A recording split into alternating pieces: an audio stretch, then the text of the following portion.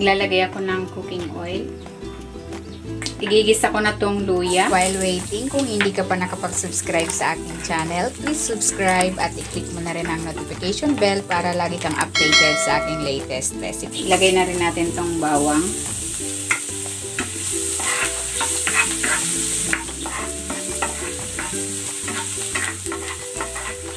Yan, nilagay ko na yung sibuyas.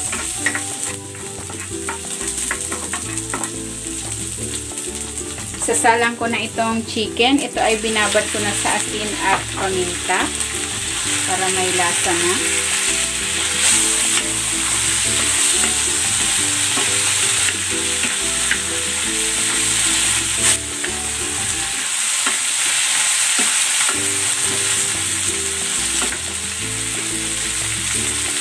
Ilagay na rin natin itong tanglad at ibubuhos ko na itong gata para maluto yung ating chicken.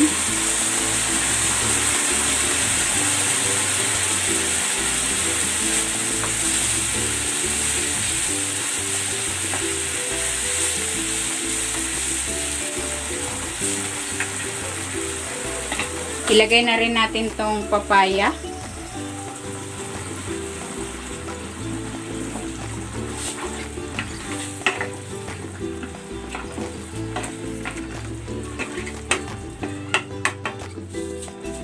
Takpan natin para maluto.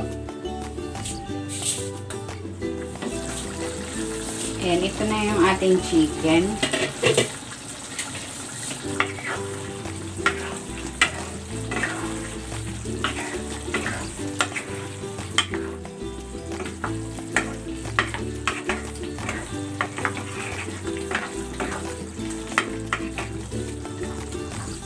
Titimplahan ko ito ng patis.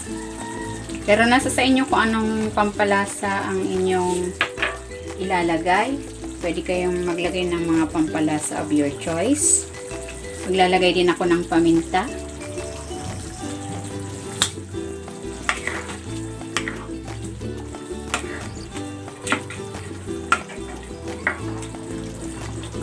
Pababain pa natin ng konti yung sabaw. Medyo masabaw pa.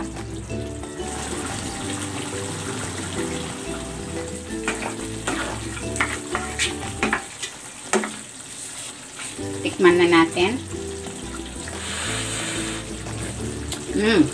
Sarap. Manamis-namis yung gata.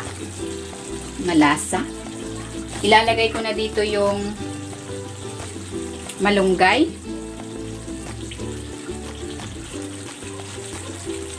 At ang sili para may konting anghang.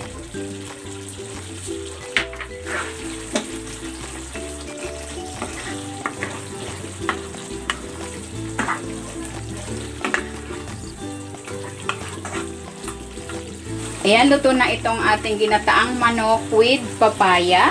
Hanguin na natin.